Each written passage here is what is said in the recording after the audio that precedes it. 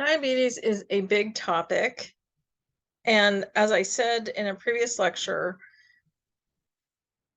our primary patient population in PT, a lot of them have diabetes. So we need to know how to work with people with diabetes. This section is probably going to be two lectures, part 1 and part 2, even though there's one PowerPoint.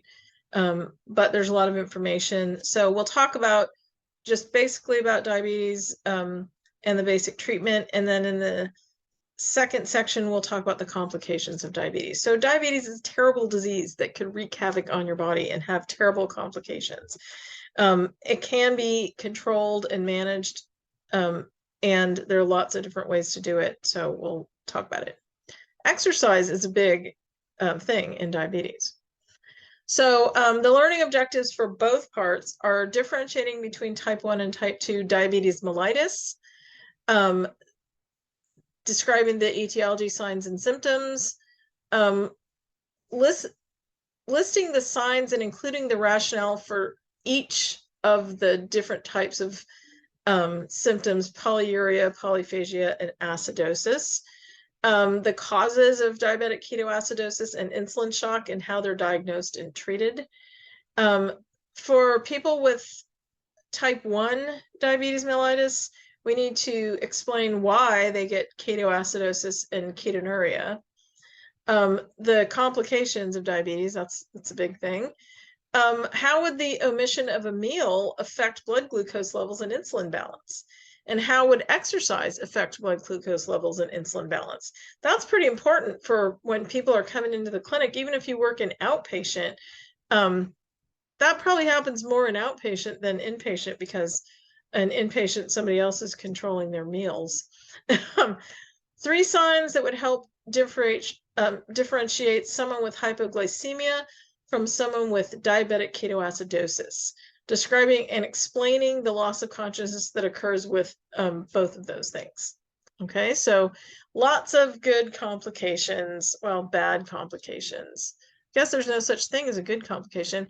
Before we get into diabetes mellitus, there is another type of diabetes, and it's called diabetes insipidus. So the reason for the two names, diabetes insipidus and diabetes mellitus, have both been around for a really long time. And early doctors, it was one of the things that they would notice is that people had polyuria, which was excessive urinating. And so one of the lab tests that they used to do back in the olden days is they would taste stuff. Okay, we know that that's not a good thing to do now, so they don't do it anymore. But the diabetes insipidus means tasteless, and diabetes mellitus means sweet. So when the doctors in a long time ago did like urinalysis, they would taste it, and if it tasted sweet, it was diabetes mellitus. If it didn't taste sweet, it was diabetes insipidus. Crazy, right?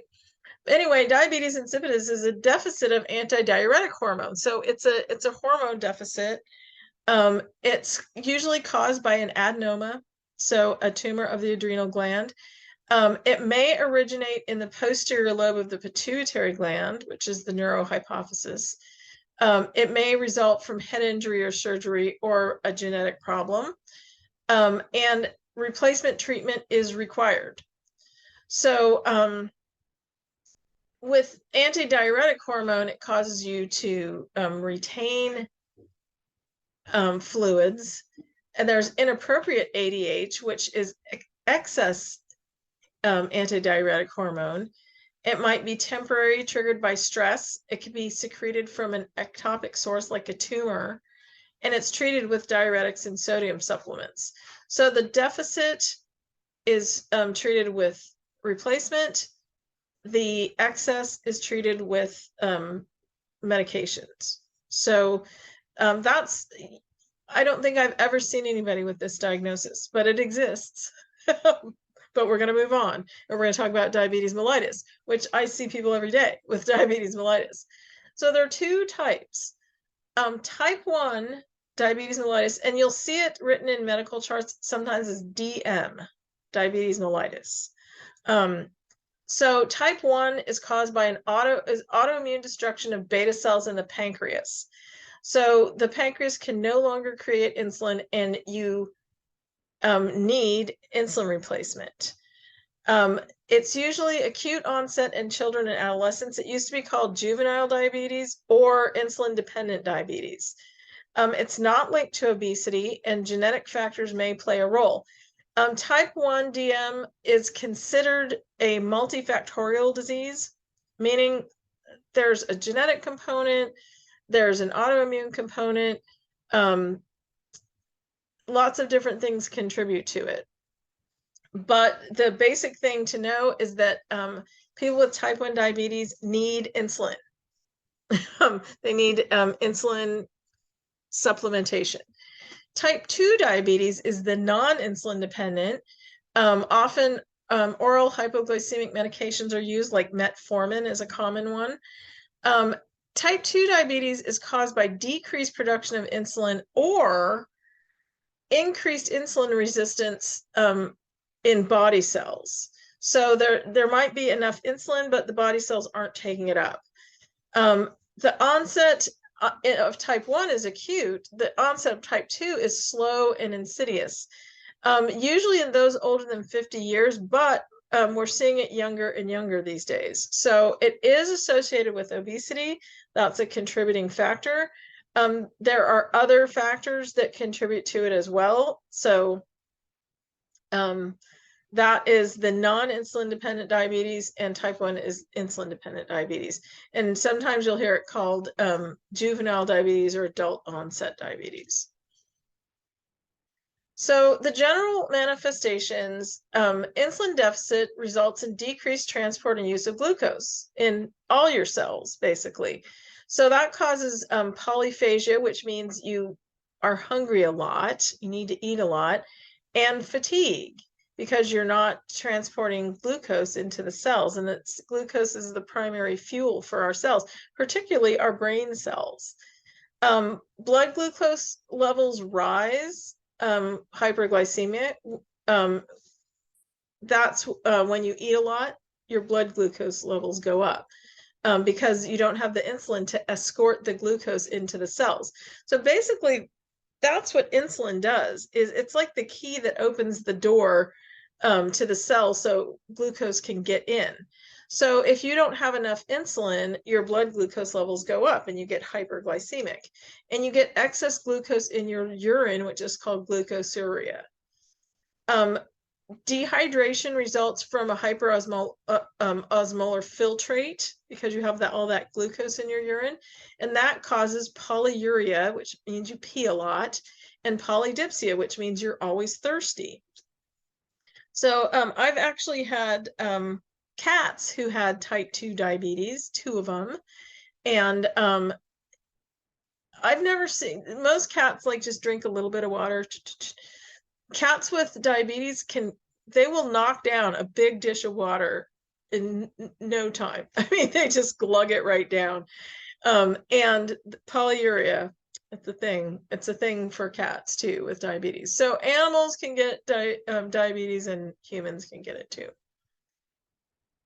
So the metabolic changes in type 1 diabetes, because we don't have the glucose available in our cells, because they can't get in, because they don't have the key to the door, insulin, you get breakdown, which is catabolism, of fats and proteins.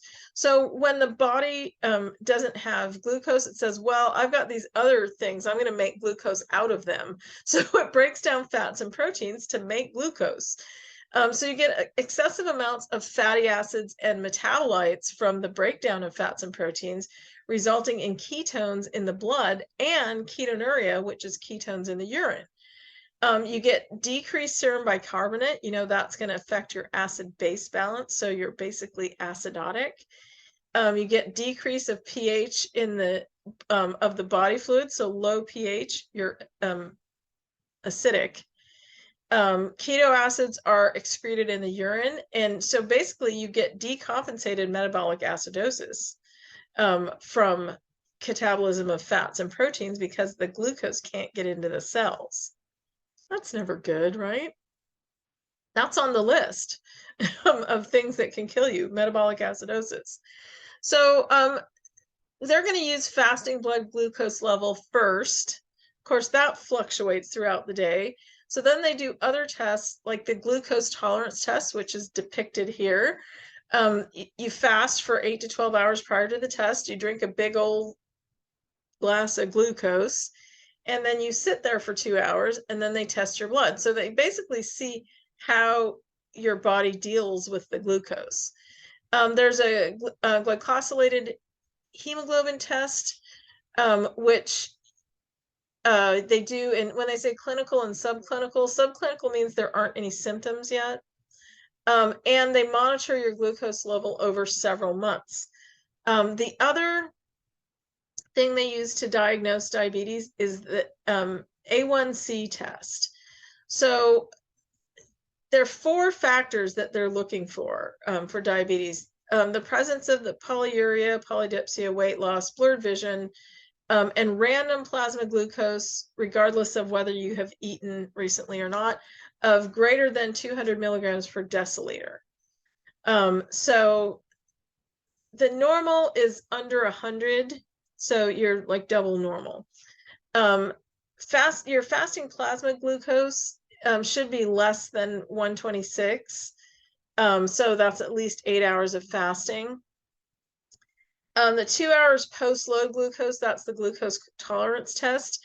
It is, or if your fasting blood glucose is greater than 126, then you're on the diabetic range.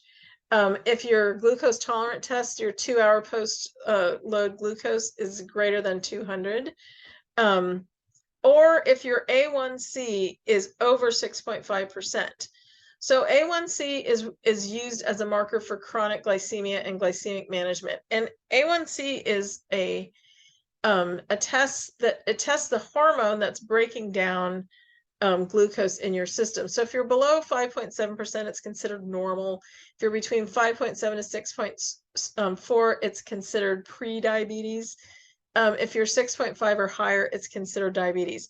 So that's one of the tests they use to tell whether you're controlling your diabetes well, is the A1C test. So it measures the breakdown of glucose over time and that hormone level. So the HbA1c is the hormone that they're testing for. So if you have a greater than 6.5 A1C, that is a diagnostic test for diabetes.